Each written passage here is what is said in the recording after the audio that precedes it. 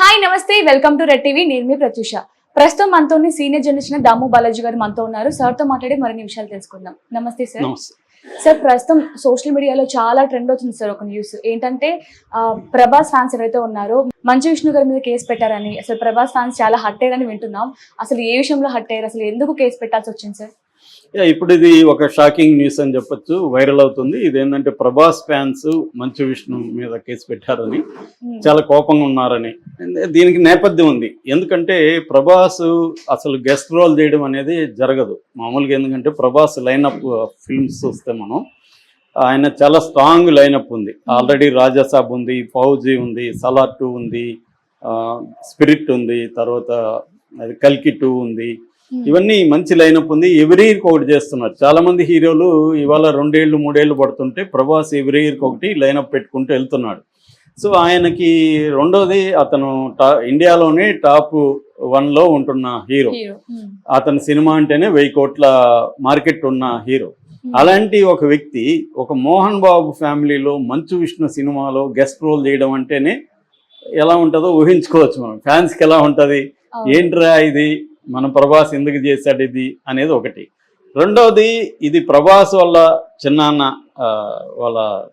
పెదనాన్న కరెక్ట్గా ఐడియా లేదు. మొత్తానికి కృష్ణరాజు గారు 1976లో భక్త కన్నప్ప పేరుతో, ఇది నిజానికి నేను ఒక స్టోరీ సపరేట్గా చెప్పాను. 1938లో ఫస్ట్ కన్నప్ప మీద సినిమా వచ్చింది.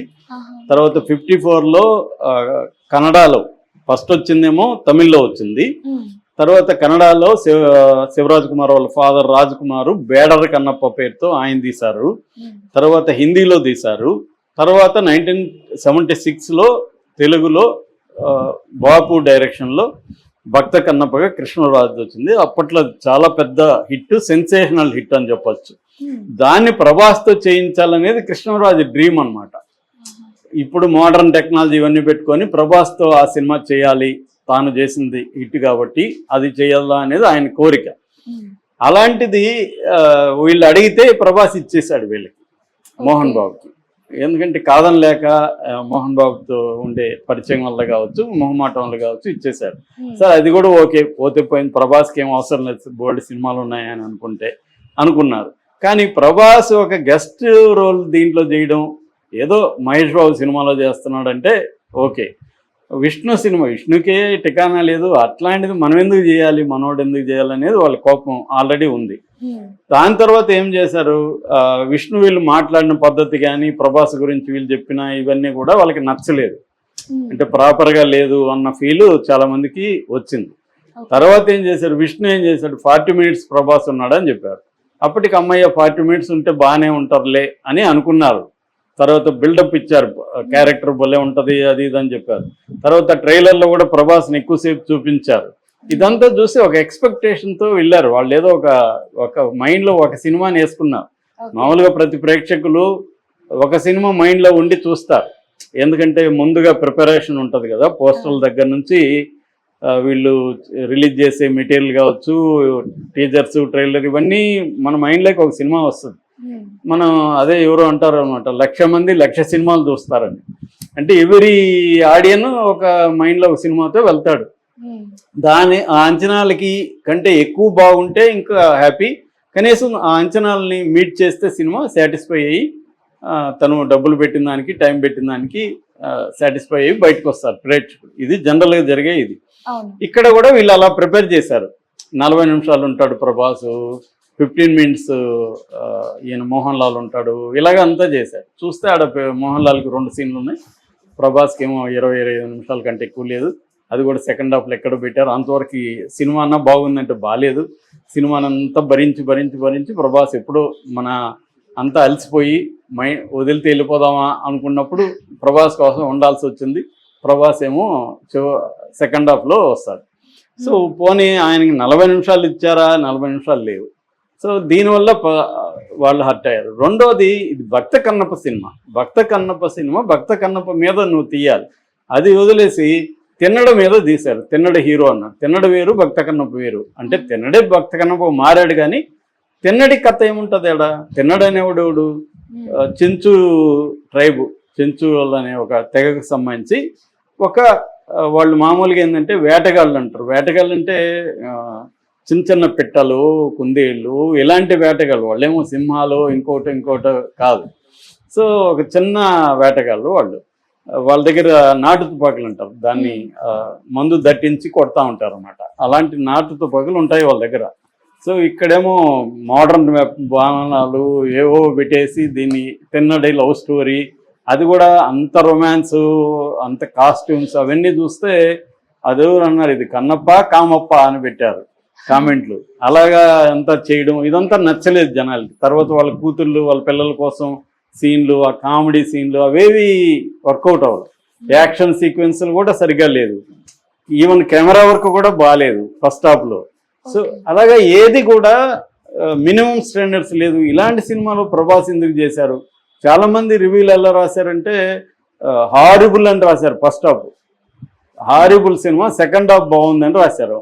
అది నిజమే. చాలామంది ఫస్ట్ హాఫ్లో తర్వాత వెళ్ళిపోదాం అనుకున్న వాళ్ళు కూడా ప్రభాస్ కోసం ఆగామని చెప్తున్నారు. సో ఇటువంటి దీంతో వీళ్ళు హర్ట్ అయ్యారు. అంటే మమ్మల్ని మీరు మోసం చేశారు, మా ప్రభాస్ని వాడుకోవడమే కాకుండా మాకు అబద్ధాలు చెప్పి మమ్మల్ని రాంగ్ గైడెన్స్ ఇచ్చి ప్రిపేర్ చేసి మేము ఒక ఆశగా వెళితే మమ్మల్ని డిసప్పాయింట్ చేస్తారు. ఇది అబద్ధాలు చెప్పడం అవుతుంది, మోసం చేయడం అవుతుంది, చీటింగ్ అని చీటింగ్ కేసు పెట్టారు అన్నమాట విష్ణు మీద కోపం వచ్చింది వాళ్ళకి. కాకపోతే ఏంటంటే ఇది ప్రభాస్ సినిమా కాబట్టి అంతకంటే మనం అలర్ట్ చేయకూడదని ప్రభాస్ ఫ్యాన్స్ అఫిషియల్గా చేయట్లేదు.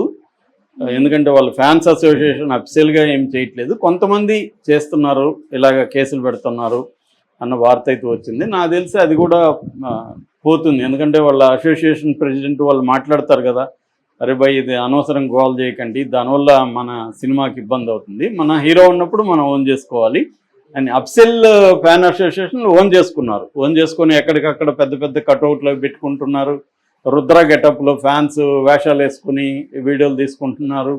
సో ఓన్ చేసుకున్నారు ఓవరాల్గా. బట్ కొంతమంది ప్రభాస్ ఫ్యాన్స్ హర్ట్ అయినట్టు కనబడుతుంది. నిజానికి ప్రభాస్ కానీ లేకపోతే ఈ సినిమా హిట్ అవ్వడం కొద్దిగా కష్టమే. ఎందుకంటే ఎవరు భరిస్తారు? 1 hour 20 minutes భరించాలి సినిమాని. తర్వాత కదా కొద్దిగా మారింది. 1 hour 20 minutes ఎందుకు భరించాలి?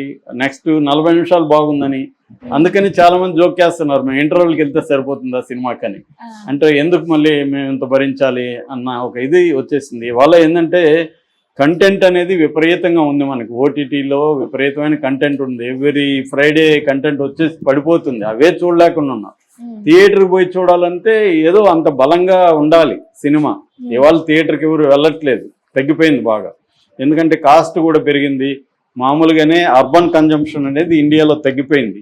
ఎకనామిక్గా చూసుకున్నప్పుడు కూడా ఈ మిడిల్ క్లాస్ అర్బన్ కన్జంప్షన్ బాగా పడిపోయింది. ఆ కంపెనీల మార్కెట్, షేర్ మార్కెట్ కూడా డౌన్ అయిపోయింది బాగా.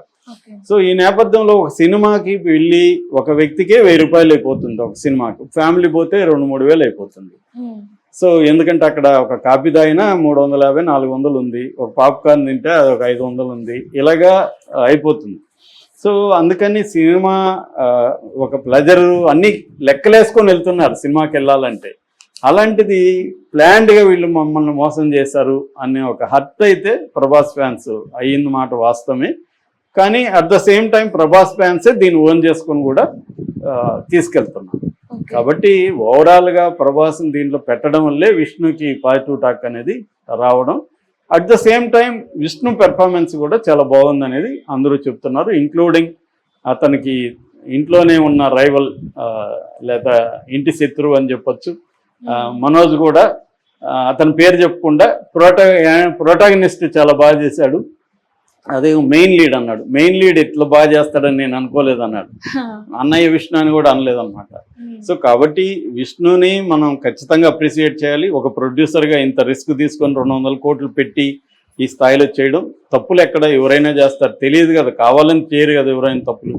వాళ్ళేదో ఇట్లా చేస్తే బాగుంటుంది అనుకోని అపోకలిప్ట్ అనే సినిమా ఉంది. ఆ సినిమా 2006లో అనుకుంటా మెల్ గిబ్సన్ తీశాడు. ఆ సినిమా ఇలాంటి సినిమాలకి ఇన్స్పిరేషన్ అనమాట. అంటే ట్రైబల్ వారు ఇవన్నీ చాలా బాగా తీశారు దాంట్లో. సో అలాగే మనం కూడా చేద్దాం అనుకున్నారు, అది అంత రాలేదు. బట్ సెకండ్ హాఫ్ నిలబెట్టింది. అట్లాగే ప్రభాస్ కూడా నిలబెట్టాడు. ఈ కాంటెక్స్లో ఇప్పుడైతే కొంతమంది ప్రభాస్ ఫ్యాన్స్ అట్ అయినమాట వాస్తవమే. అట్ ద సేమ్ టైం దానివల్ల పెద్దగా ఈ సినిమాకి నష్టం జరుగుతుందని నేను అనుకోవట్లేదు. Thank you sir.